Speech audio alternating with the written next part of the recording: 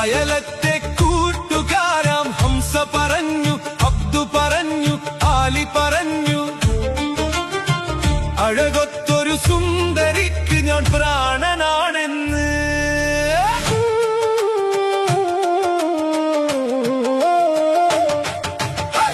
അയലത്തെ കൂട്ടുകാരാം ഹംസ പറഞ്ഞു, അബ്ദു പറഞ്ഞു, ആലി പറഞ്ഞു,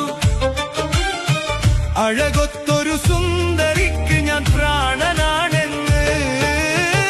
കാണും ഞാൻ അവളൊരു ഭാവം, കണ്ടാലോ പരിചിത ഭാവം.